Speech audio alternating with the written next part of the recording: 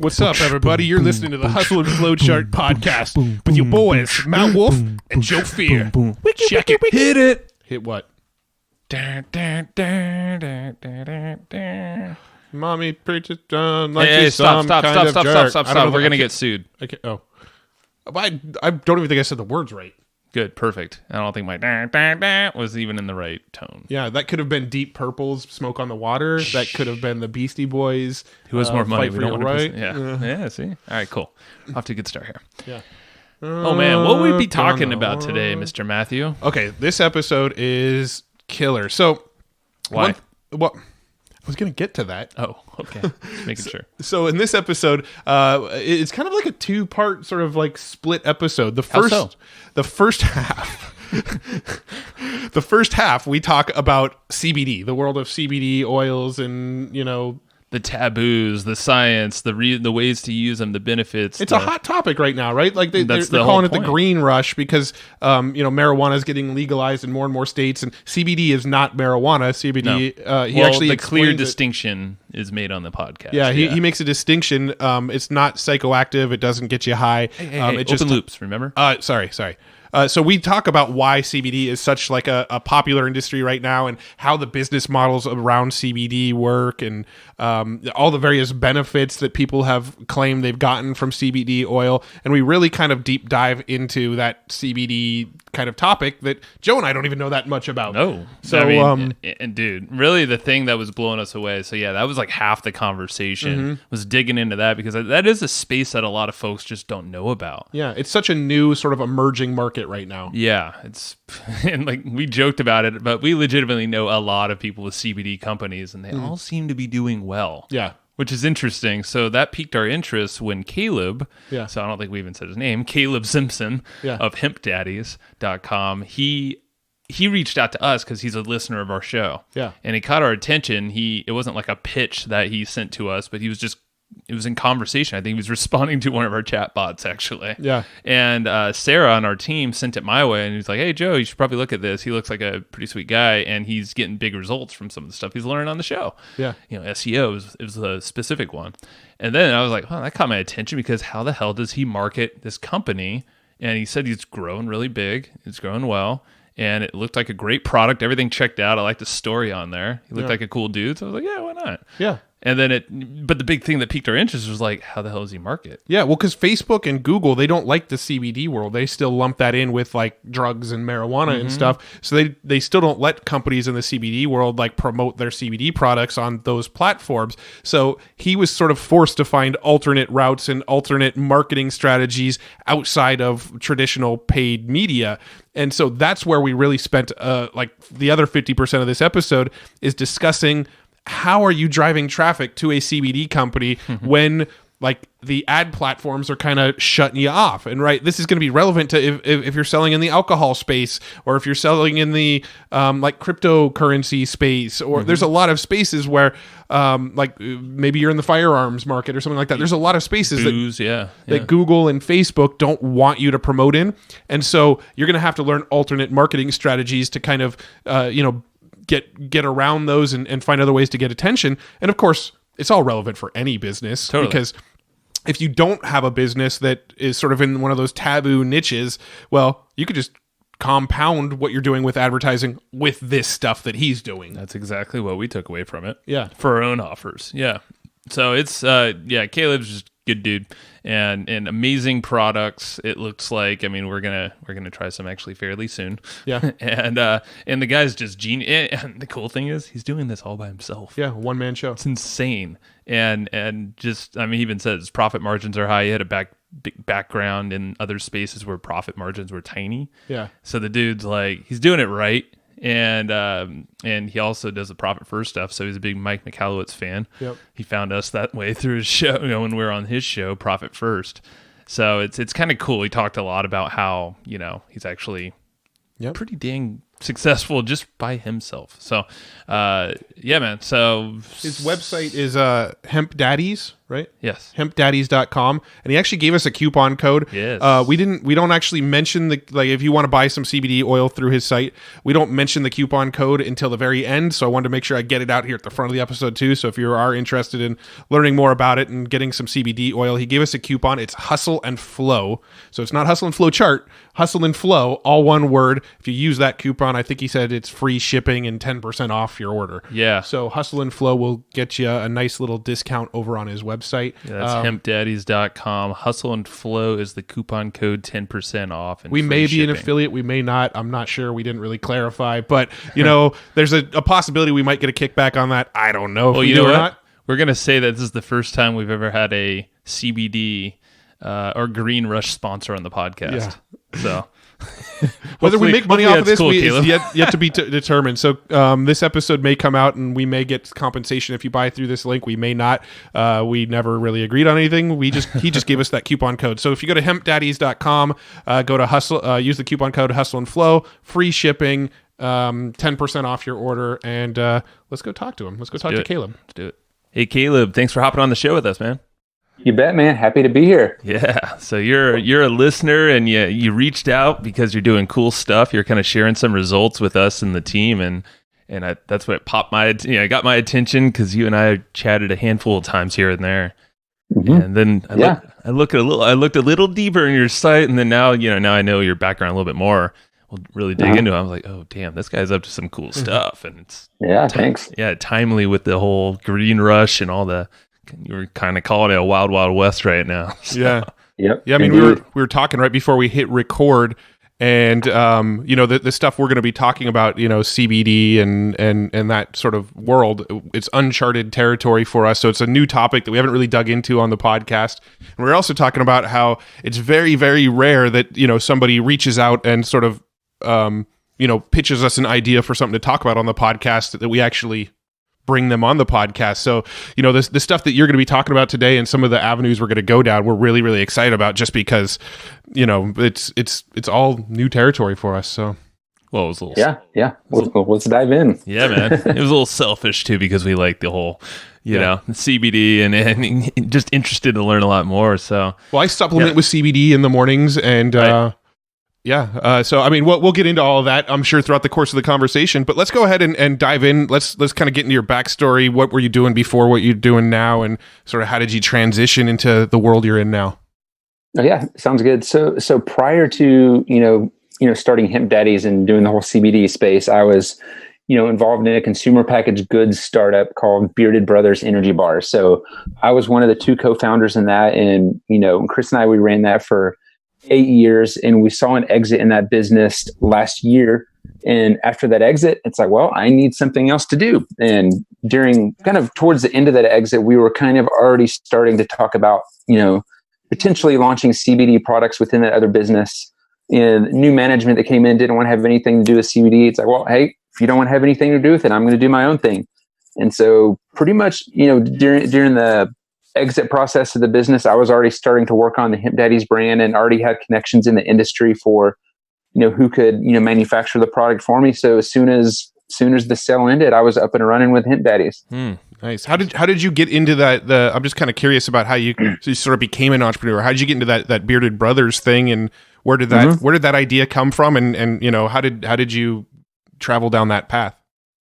Yeah. So we, when we started like 8 years ago, I had just moved to Austin, Texas. I'd moved from Denton, where I'd lived for like 30 years. So, and had always been stuck in this kind of what I thought were like dead end jobs, just doing, random marketing things, just never, making the progress I wanted to. And, then I was like, I think I want to start my own business. And I kind of had this idea for the energy bars in the back of my head, because I'd been into like a raw vegan diet. And when I moved to Austin, I saw how supportive Austin was of like the local scene. Yeah. I said, well, wow, this would be a great place to start up a business. And so, without knowing what the hell I was doing, just hit the ground running, and we started it. And 8 years later, we were in 2,000 locations nationwide, and it was doing pretty well. Wow. Nice. That's right. And so I know from your background, just reading on your site, do you still ultra marathon, run, or is that in the past? Yes, I do. I took a little break just because, last year with, starting this up and exiting the other business was pretty stressful, but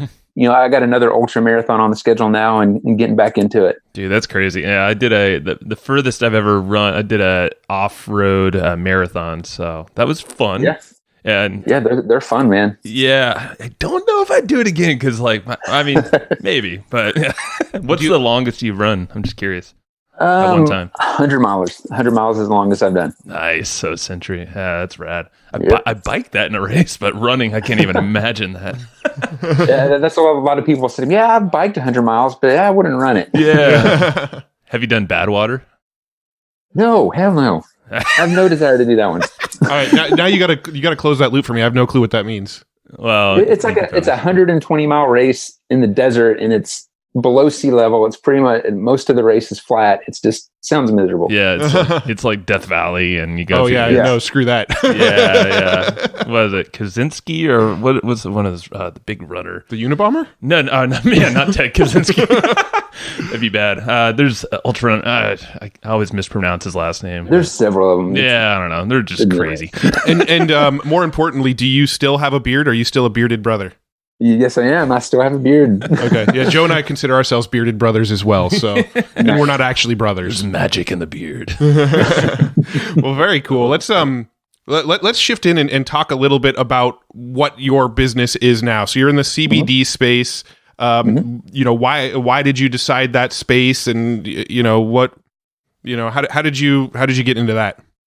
Yeah, so that's a great question. So it's largely personal reasons, because during selling the business was the most stressful thing I've ever done in my life. Just the back and forth of lawyers, negotiations, and I was just stressed out of my mind. And during that time, I started taking CBD, and it was really helping with the anxiety and the stress. And I also had some, chronic running injuries and some chronic bursitis in my back from a car accident years ago.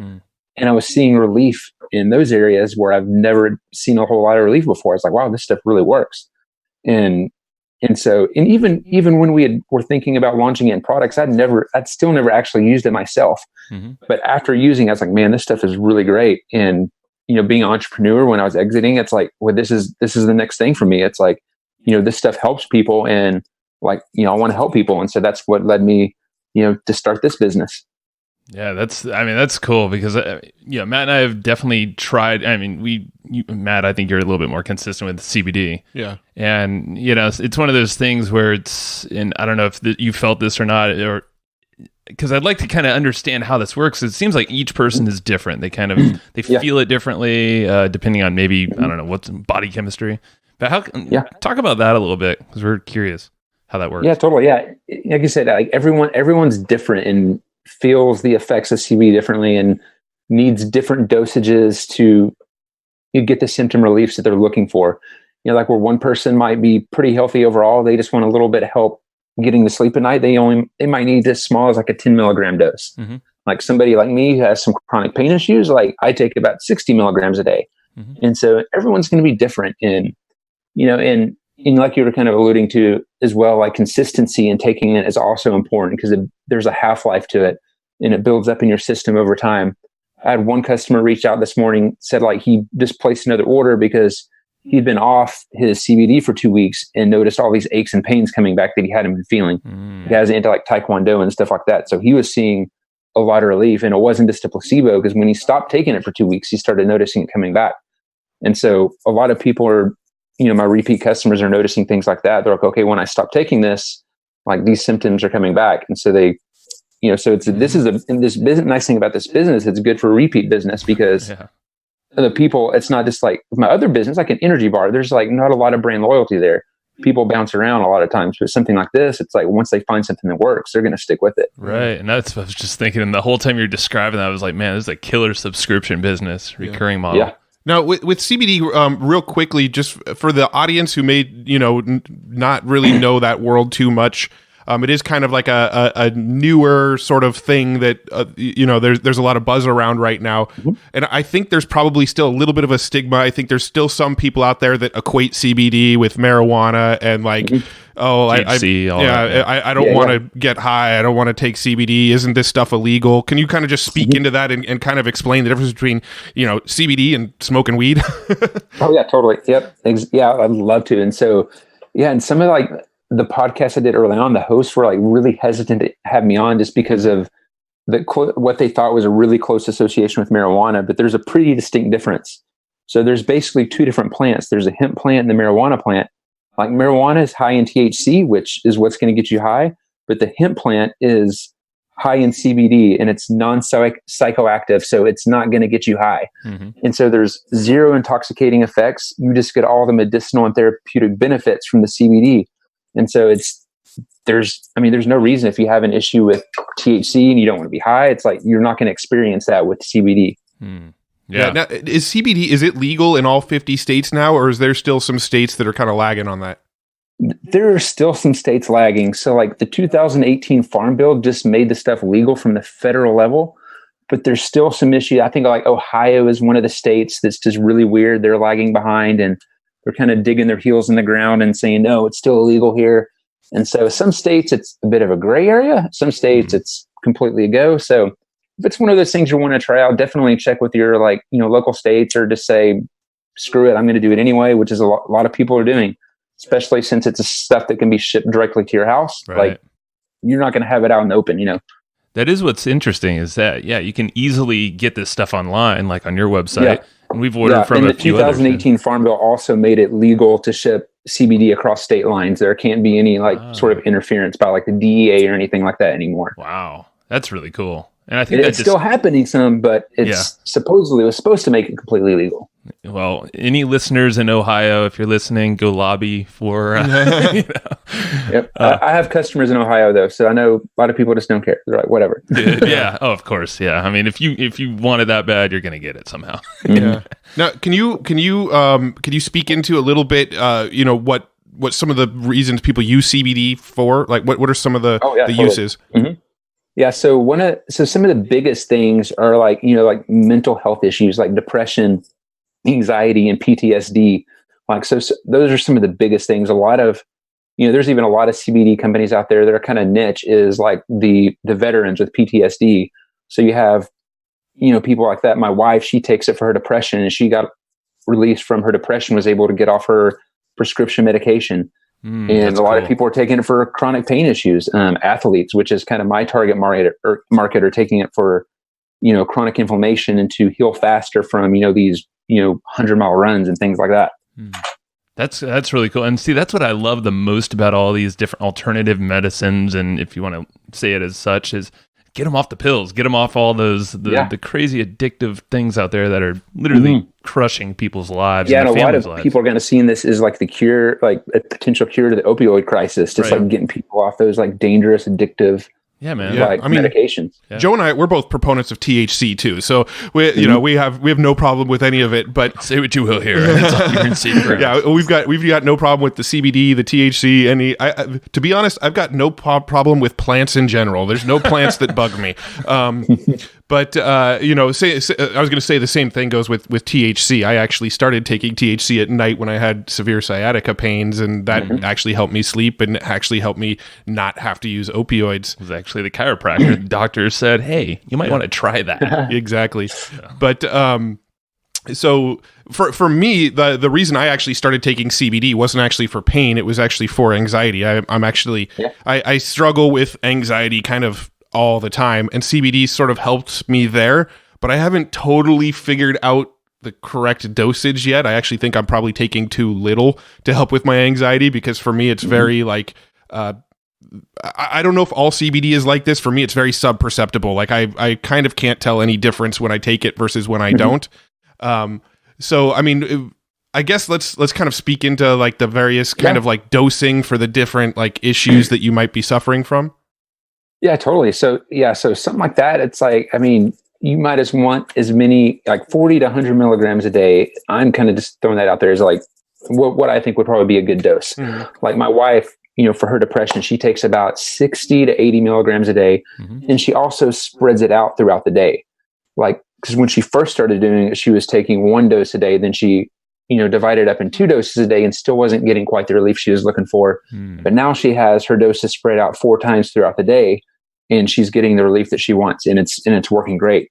So a lot of the times, like people are kind of, they jump out of it too soon. They're like, it didn't work for me. I don't want to, mess with it anymore. And like, they go away from it when they haven't fully experimented with the dosing. And, most of the time, all people need to do is increase their dose a little bit and they'll start seeing the results that they're looking for. Yeah. Now, is CBD kind of always like a sub-perceptible thing, or can you actually like sort of feel when it kicks in once you're like really in tune with your body and what you're kind of expecting?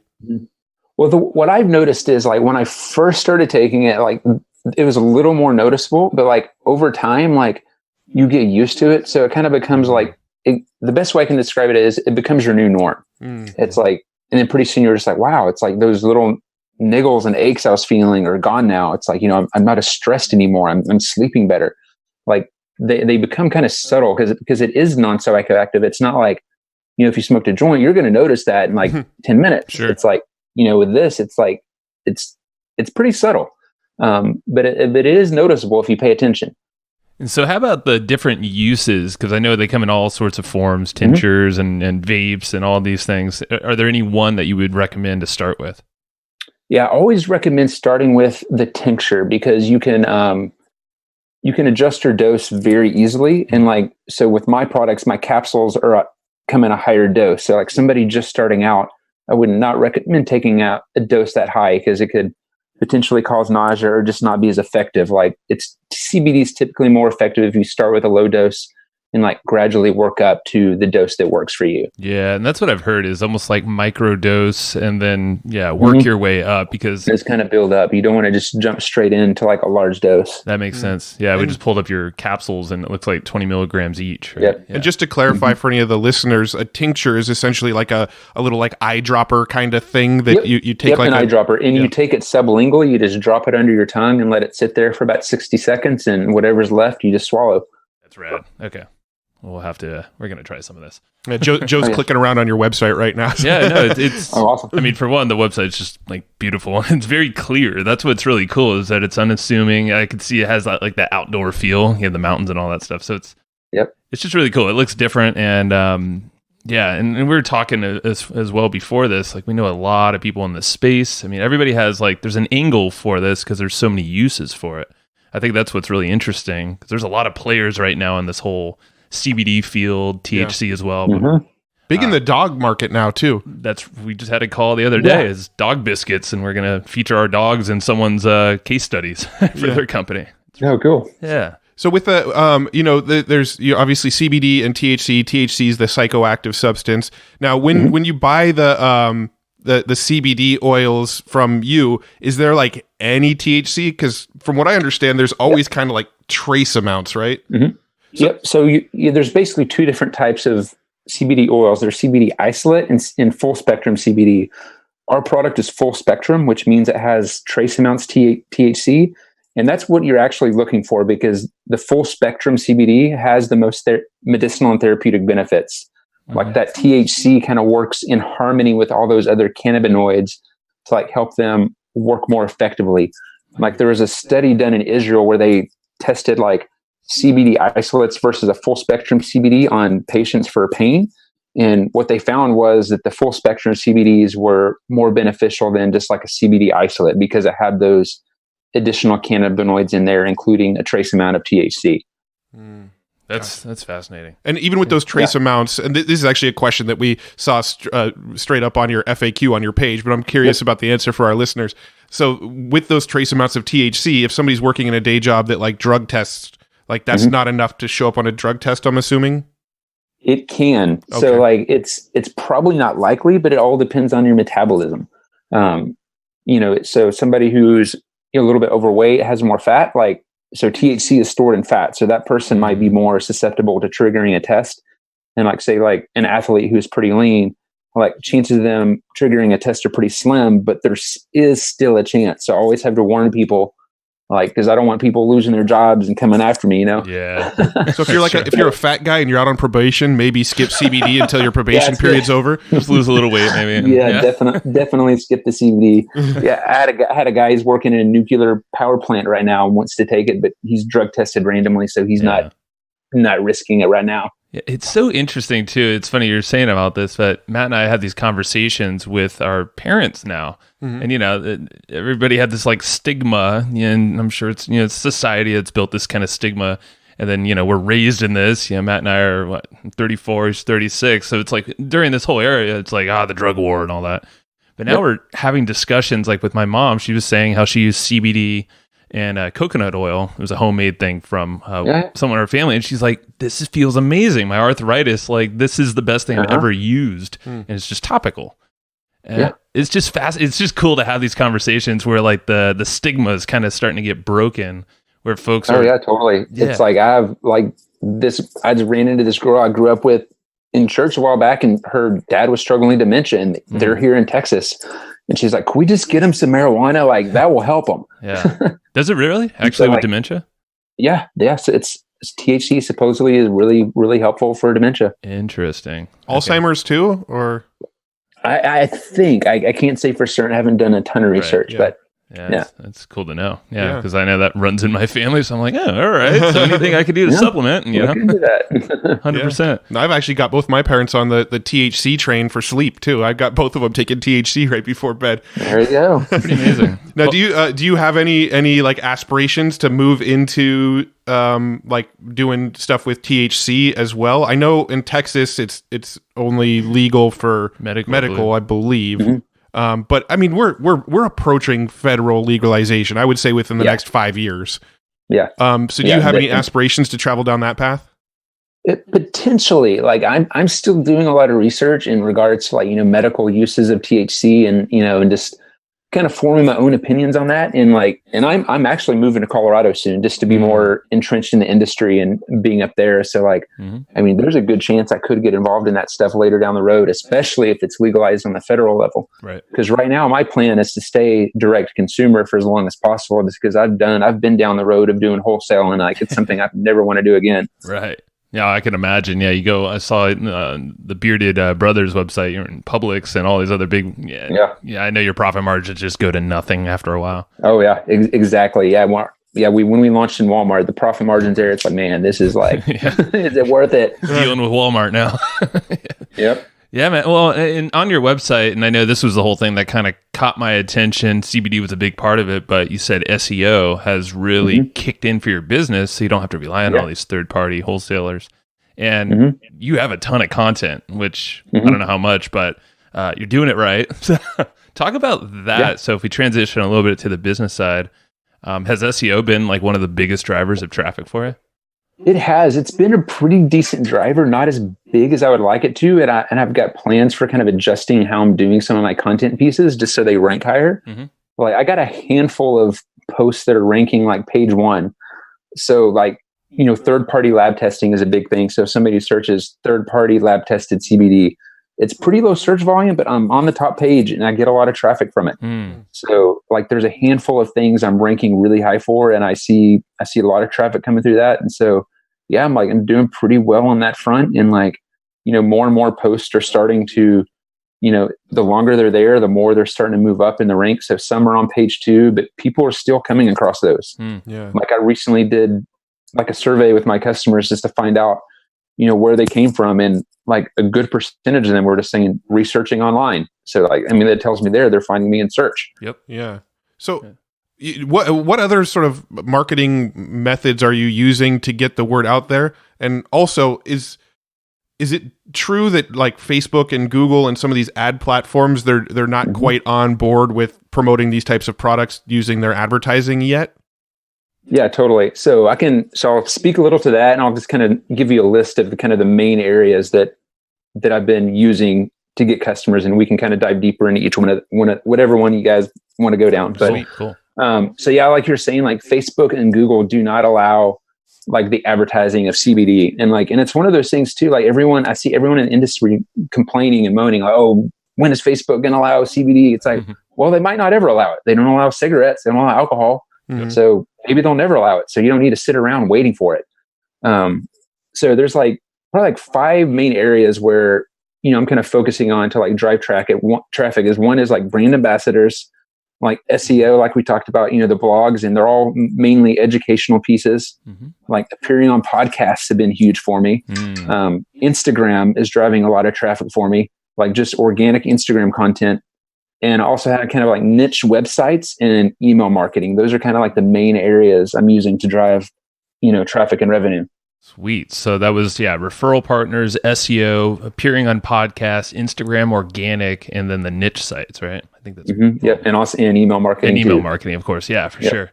Yeah, we're just writing that down because that list right there alone, I mean, this is another thing that really piqued my attention when talking to you. I was like, okay, the fact that you are so regulated and so kind of handcuffed to some of these common ways of getting traffic, because this is a common question we get. We have our traffic program. We're big fans of, if you figure out traffic, you can kind of figure out what to do anything after that. Yeah. But yeah, you're kind of confined. So this is really cool that you're going after these organic ways, it looks like. Yeah. And I mean, these discussions I think we're going to get into, I think they're going to be pretty relevant to a lot of people. I mean, if you're in the cryptocurrency space, there's a lot of issues promoting stuff in the cryptocurrency space. Financial in general. Yeah. Like you mentioned, like alcohol and stuff. Joe and I actually have a niche site that's in the alcohol space. Homebrew, in the homebrew beer space. And funny enough, we're not even that big of drinkers, but it was a business that we acquired at one point. Sure. So, I mean, going down some of these marketing avenues, I think would be really relevant to a lot of people that do have a few handcuffs to what methods they can use for marketing. So which one's like the one that really has given, like, where should we start? Like the 80-20 if we're thinking that way. The podcasts have been the biggest driver for me, and it's not podcast ads, but it's like being a guest on the podcast, and like almost like I kind of liken it to like an infomercial, kind of type piece. And it happened by accident. There was one podcast in the trail runner scene, like called Trail Runner Nation. I'd just been reaching out to these guys pretty regularly, trying to get advertising opportunities with them, but they kind of kept ignoring my emails. And they're the ones that were kind of like, I'm not sure about the CBD thing. It's closely associated with marijuana. And so they finally got back to me and they said, hey, we don't want to do anything with this right now. So I shot them a message back. Hey, if you just want to jump on the phone and talk about this, I would just love to give you more information. We set up a call, and we get on the call. He's like, hey, can you jump over to Skype? I was like, well, I don't know why you want to do the call on Skype, but okay. So we jump over there, and like, there they are in their podcasting studio. And they're like, well, we're just going to hit record on this conversation and launch it as a podcast. Oh, nice. Bam, this huge educational piece. And I've gotten thousands of dollars of sales from that one podcast. I'm still getting sales from it. Dude. And I was like, and I compared that to some of the advertising I've done. It's like, well, wow, this is way more profitable. So like, that's one of my main focuses, is just trying to get on shows. Yeah. And I'm still doing a little bit of podcast advertising. It's not as profitable as like, actually educating people about the product. Yeah. No, I think, and you approach it in a really cool way too. That's unassuming. It's not like, what's this drug you gave? And it's like, no, none of that. It's like, no, you have a really interesting background. You're doing really cool stuff. And podcasting, we guest on shows all the time, and it has been a massive driver. So I was curious, Caleb, about outreach. So actually, like, what do you have a process for going to these people with shows? Do you have kind of like a formula that you go through? Nothing fancy. It's just pretty much just like, doing research. A lot of it's, podcasts I'm already familiar with, and reaching out to them. Like you guys, I'm already familiar with your show, so reach out to you guys. And so a lot of it's just shows I'm already familiar with and listen to, where I think it might be a good fit in some way. And a lot of the times too, it's just like doing research and finding other shows that might be a good fit as well, and just reaching out to those people and letting them know what I have to offer and see if it might be a good fit. I think it sounds so simple when you say it, but so many people screw it up. I don't know how many pitches we get per day. It's way too many. It's at least, it's like 5-ish to 10. I literally deleted one right before we got on this call. So if you want to know how we typically treat people who come to us with ideas, the problem isn't the people. The problem is the approach to the pitch. Right. Right. The way most people come is they'll copy and paste a message that you could tell was just copied and pasted to 40 people. Right. Like they'll send us a message going, hey, I love your blog at evergreenprofits.com. I especially loved the article called, and then you could tell they like filled in the blank of like just some random post they found on our blog. So that's what, Oh, God. Well, what's worse is when they don't even like change out some of that copy and paste stuff. I saw that in my old business quite a bit. Yeah. Oh yeah. Yeah. So you've seen it too, and I'm sure you see it now too, but it's crazy, man. And that's just to show the power of podcasting, the fact that you're doing it. And we know so many other people that are doing this in any niche out there. And it could be an amazing, like you said, infomercial style. And it's, in this long form or any podcast, it's this like really intimate thing. So people are hearing so much in any one time that they're probably going to take an action with you. So that's cool. I want to hit on those other points too. So the niche site sounded interesting. Yeah. So I don't have a lot of examples of this one yet, but there's one site called like Bike Rumor. Like it's a cycling website. And so I've done like kind of like a big package deal with them where I've sent an email to like, several thousand of their customers. We've done a question and answer piece on their site. There's a survey piece that's about to go out next month or next week as well. And so like I've been getting a lot of traffic from that source and a lot of sales as well. And so that's from, what do you call it? It's really high. It's like a high ranked site. And so like having that SEO value has been big as well. So are you writing articles for them, or are you paying for advertising on this site? Like what's your approach when you find these niche sites? This one is paid advertising. So like it's the only paid advertising I've done so far. I've reached out to other sites recently, but they're kind of, they were afraid of the stigma still. And so, we haven't pulled the trigger with them. But with these guys, it's been really good. So like the first piece we did was a question and answer piece. And so they sent out a call for questions first. And I probably actually got more sales from that call for questions than I did the actual piece, because, a lot of the people had already seen it. And so a lot of the people had already come over and purchased product from me. So there's that question and answer piece that went up. There was a direct email. So it was basically, I emailed their entire customer list with my sales pitch. And there was another just generic email that they sent out that just had kind of inline ads in their email. And so some of the inline ads didn't do as good as the actual, email that went out, for it was just my product only. So it's kind of like a special offer to their customers. And so that one did pretty well. Probably got about, $1,000 worth of sales off of that one. But so the whole package deal has been, pretty profitable for me. So out of curiosity, what is something like those cost? Like if you were going to do like a dedicated email drop to a site like Bike Rumor or something? Yeah. So I can't remember the prices specifically, but it was fairly inexpensive for like that one piece. So like my entire package with them was like $2,000, but like it's paid for itself already, and we're not even done with the content pieces. That's cool. And so each one of those things had different price points and everything. So I can't remember exactly what they were, but like, I remember the email drop was like, I was like, wow, it was pretty cheap. I want to say it was like a few $100s, like $300 or something like that. No brainer for you. Yeah. That's cool. See, that's what's interesting is, you might be restricted on certain channels like AdWords and Facebook and whatnot, but all these other channels like, podcasting, it's unregulated. So you can even, you can go sponsor shows if you want to. Hopefully. Yeah, there's a lot of niche sites out there. A lot of these guys I've reached out to it's funny. They've already one I emailed yesterday got back to me. We're already in contract with this other CBD company. Dang, just missed it. There's enough out there, man. Do you have an approach to find these sites, to vet them out? So one thing I started doing recently is going beyond page one of Google. I'm going deeper into Google to find some of these sites that are a little less established, but still have a good amount of traffic, in kind of hopes that, they make a connection there. Rather than these page one sites. I think one site I reached out or was going to reach out to is Mind Body Green. It's a pretty popular wellness site, but their minimum ad spend's like $25,000. It's like, no, not right now. No, I like your approach. If you go kind of laterally again, you're thinking outside of the norm, because I bet they're getting hit up daily, kind of like our podcast, and they're just probably getting pitch after pitch, so they can demand the higher pricing too. Oh yeah, that's interesting. So as far as the list building, I want to touch on some of the ways you're doing your email list building as well. Do you have any sort of strategies or tactics or something that's working real well for you right now to actually grow that list? So the one that's working the best, the highest quality list I've generated is just like organic traffic coming to the site, just having a pop-up that collects emails. Like that's been like those have been the highest value emails that I've gotten. And I've gotten other email lists. So I did kind of like a little Facebook hack a while back where we got some ads running on Facebook with CBD giveaway.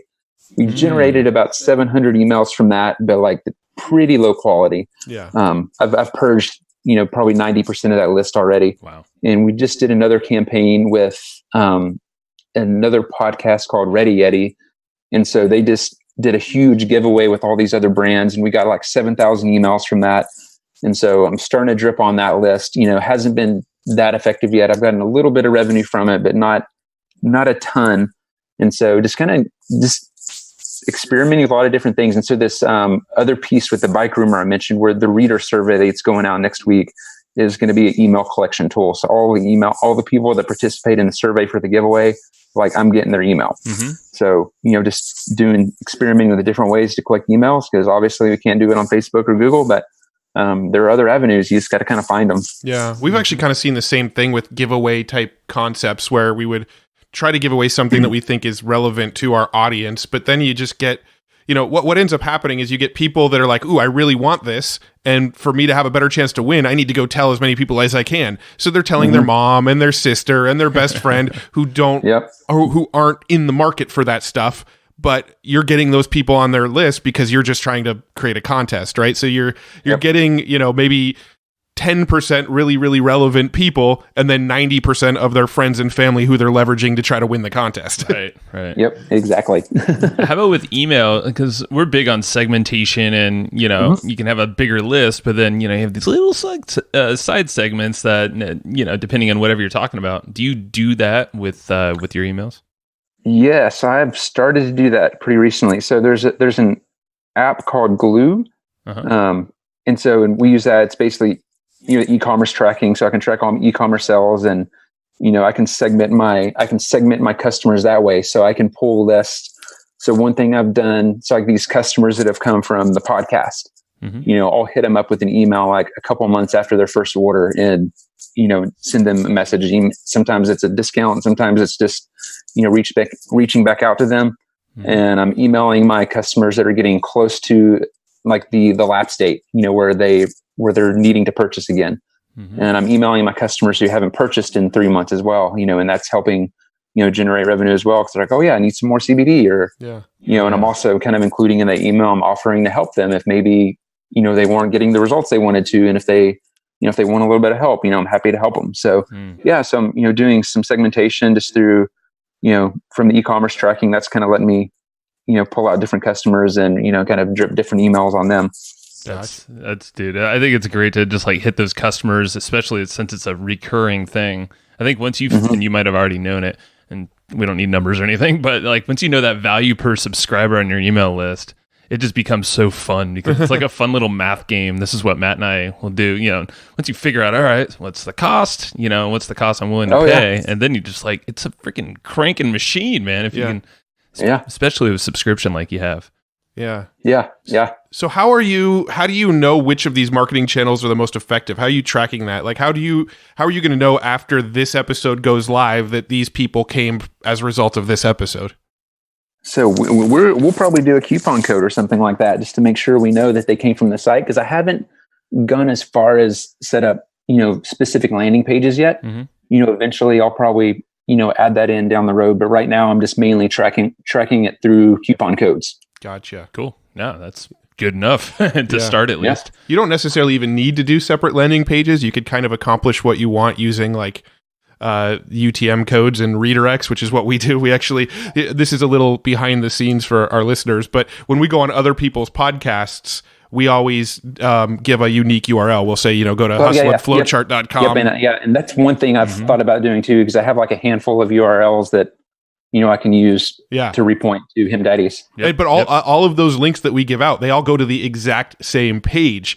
However, we have like a little line of code on there that reads the UTM codes, and it actually changes the content of the page when they land on it. The headline. Yeah. So when somebody lands on the page, it'll say, hey, thanks so much for listening to us on the Hustle and Flowchart podcast. Here's the special bonus we promised you.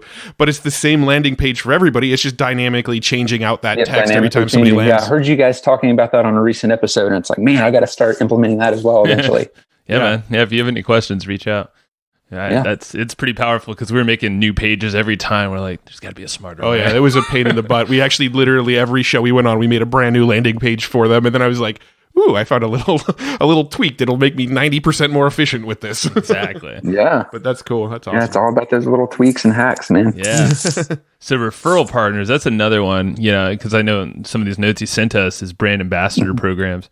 How do you do that? Because I saw in here that you don't give away free products, and you kind of vet them out, which is really cool because you don't want to discount your stuff. How does this work for just how does that ambassador program work for you guys? Yeah, so I'll just kind of start off by just letting you know kind of some of my failures with it in my previous business. Mm-hmm. It's like we probably had 20 to 40 ambassadors at any given moment with Bearded Brothers, but we were always giving them free product.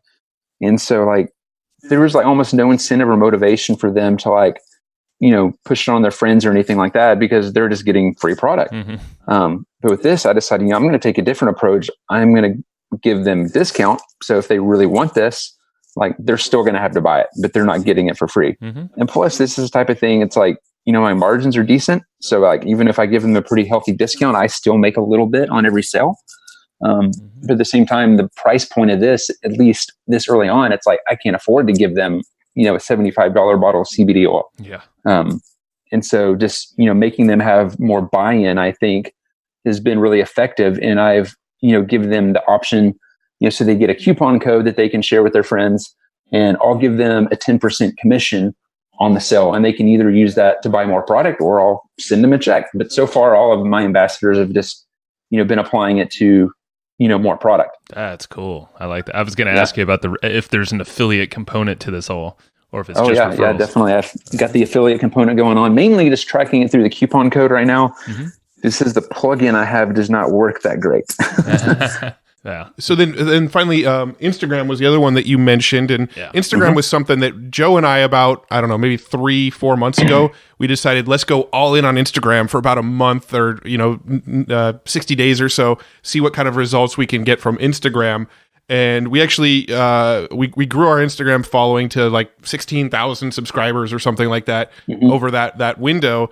And we still managed to generate practically no traffic from it. So I'm kind of curious what sort of tips or what things have worked for you in that Instagram space.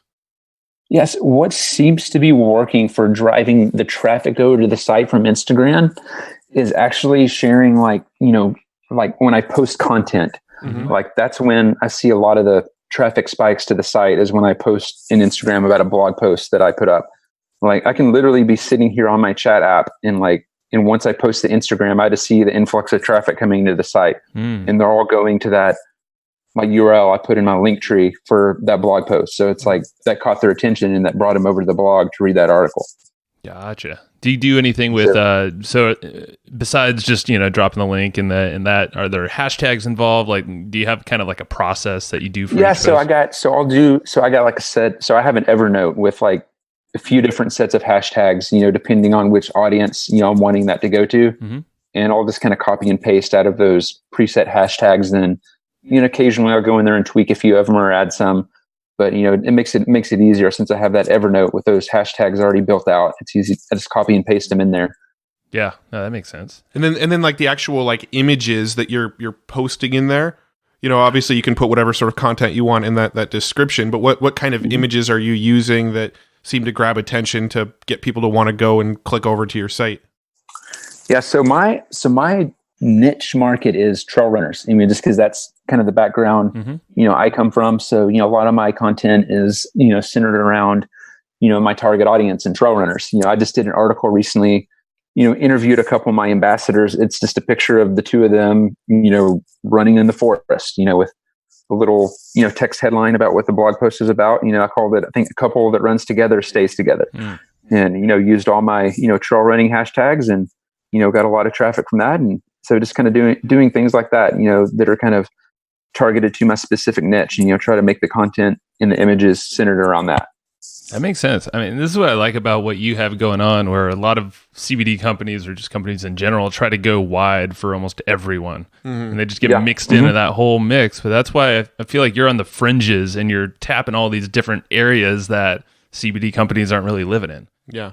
But obviously there's aches and pains. And that's one thing I kind of learned from my previous business too. It's if you want to succeed, it's you got to have you got to have a pretty tight niche. Mm-hmm. And it's really easy to, with a product like CBD, for people to be like, well, no, this is for everybody though. It can help so many people.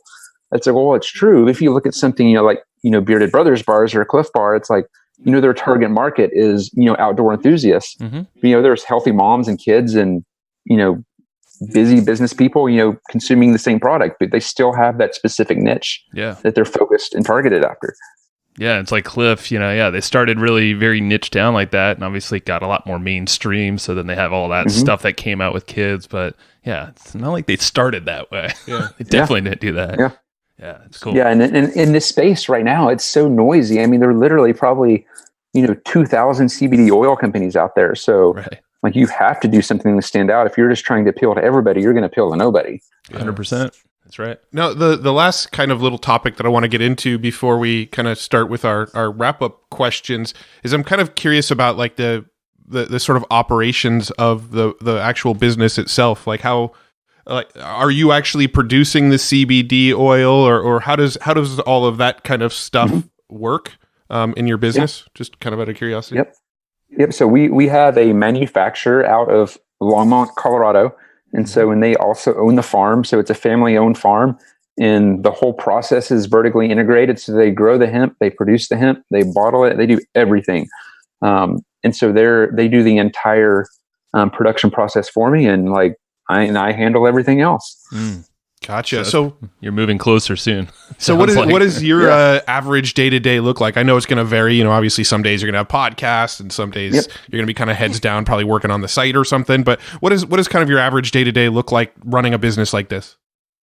Yeah. So I have, you know, very structured days. It's like, you know, I have, you know, wife and 3 kids, and and I work from home a lot, so it can get pretty chaotic. So like I have specific days scheduled. So I have like a day scheduled where I'm writing the blog post for the week.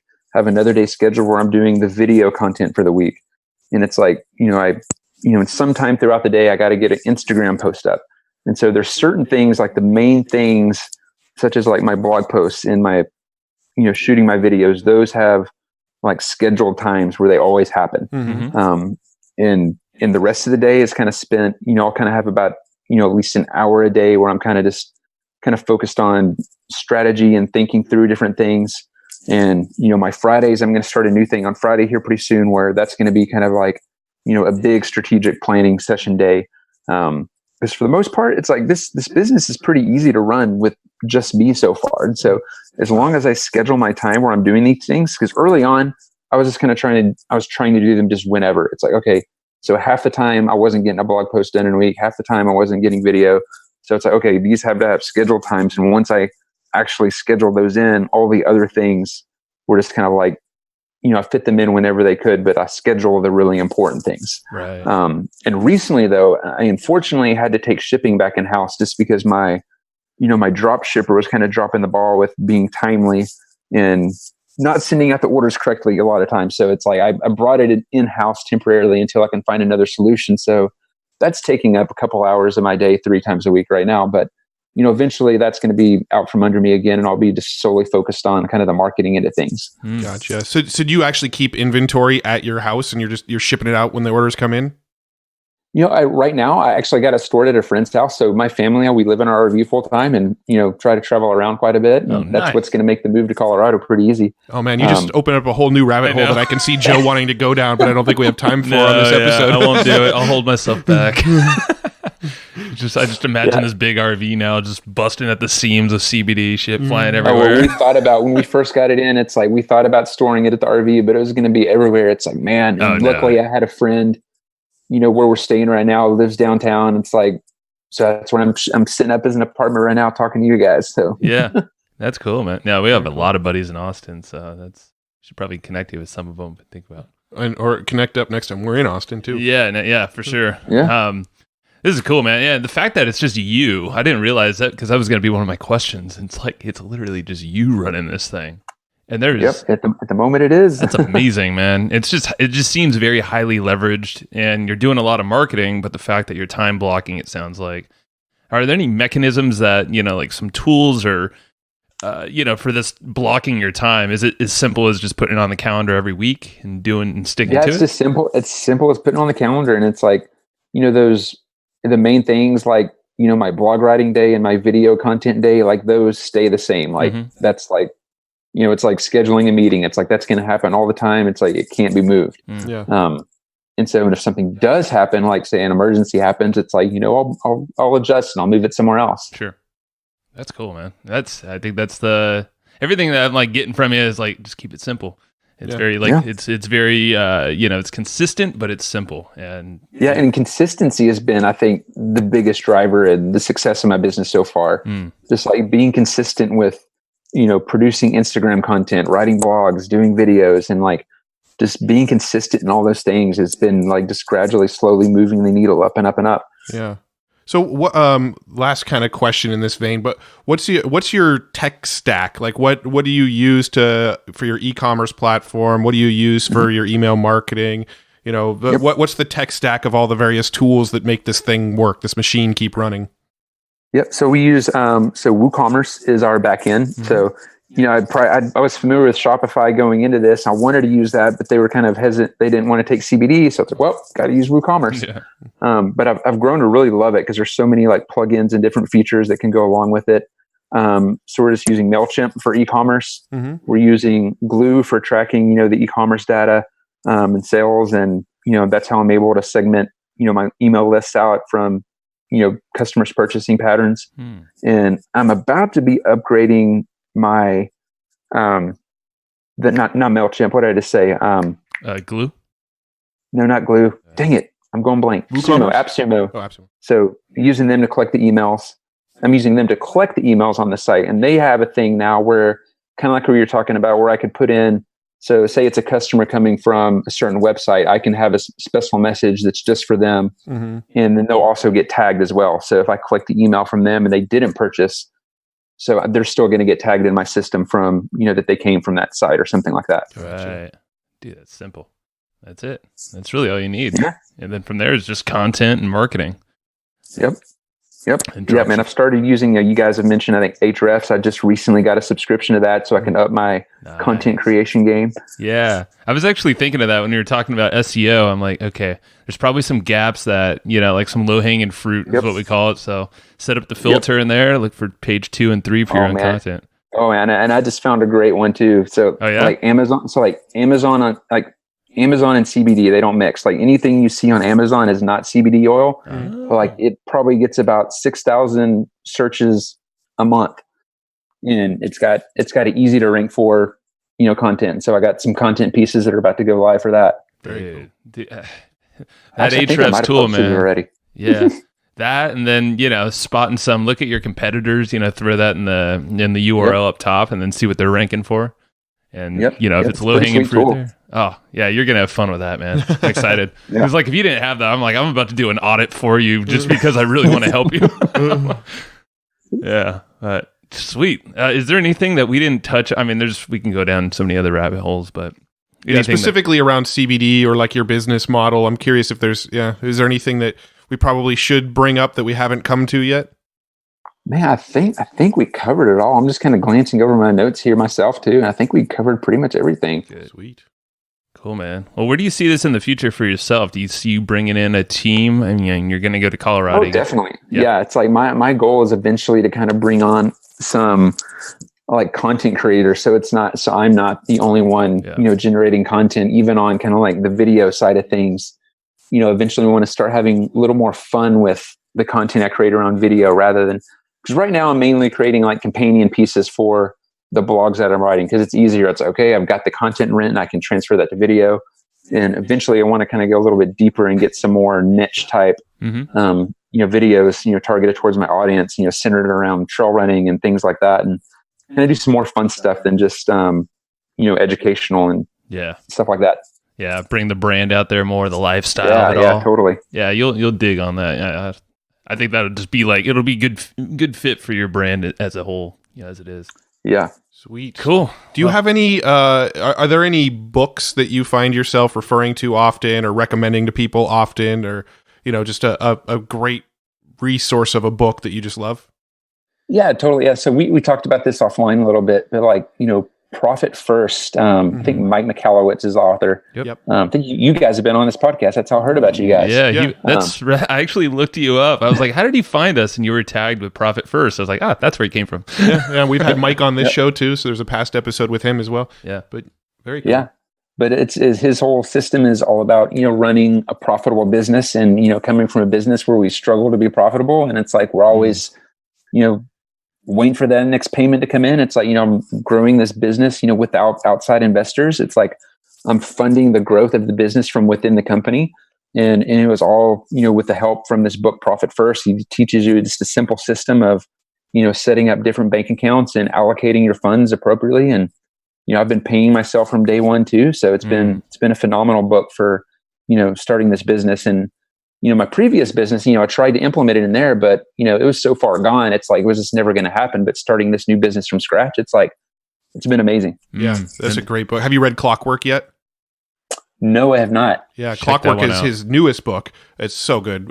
I think it's the best book he's put out so far. Definitely. I'm definitely going to check that out then. Yeah. It's probably perfect timing for you too. If you start adding more people into the mix. Yeah. It's all about systems and automating your business more so that it runs on clockwork. Definitely going to check that out. Basically in that book, he basically says, what is it, like 18 months out or something? I believe so. Yeah. It's basically the whole book. The concept of the book is how you can go and take a 4-week vacation without having to check into your business at all, like completely tune out of your business.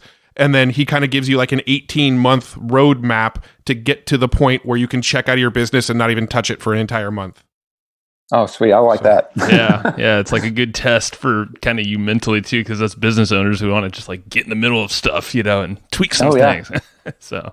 Oh yeah. I mean, hey, I'll throw out one more book too. I think you guys have mentioned it before, but Deep Work. Cal Newport, like that's been revolutionary for me. I finished it a week ago and I've disconnected most of my social media except for the business. Wow. Like this past week. And I'm already seeing a difference in just like my mindset and my ability to focus. And like, it's been great. I think someone just recommended that to us. Yeah. We haven't read that yet, but I remember that being super I forget which guest it was, but I just had Matt write it on the board. I'm like, I think we should get that like now. Yeah, do it. Sweet, man. Well, sweet. So hempdaddies.com, right? Is that the best place to that's right. Send folks? Anywhere else? Instagram or anything like that? If you go to there, you'll be able to find us, on our other channels as well. And like, can we go ahead and throw out a coupon code for the listeners too, if they want to try the product? That'd be great. Yeah, let's do the coupon code Hustle and Flow, all one word. Hustle and Flow. Cool. Sweet. That's rad. We'll go ahead and make sure we mention that at the front of the episode too, so that and in the show notes and all that. Yeah, so that they're coming from us. I think you're the first like coupon code. Most people just have pages that are like, I like it. Yeah. Hey. Hustle and Flow at hempdaddies.com. And what does that coupon get them? So did I not say 10% off and free shipping? You may have said, and I may have totally blanked, but cool. Now I know for sure. Sweet. Well, yeah, man. And what's a good, just because you have a lot of products and all that, and you said the tinctures are a good start. Is there a specific product they should go for first? Yeah, I generally recommend starting with like the extra strength formula, just because it gives you a little more latitude to experiment with your dosages. It's like if you get the lowest strength, it's like you're going to go through the bottle really fast. But if you kind of start with that middle strength, it's going to give you more wiggle room to experiment with what dosage is going to work for you.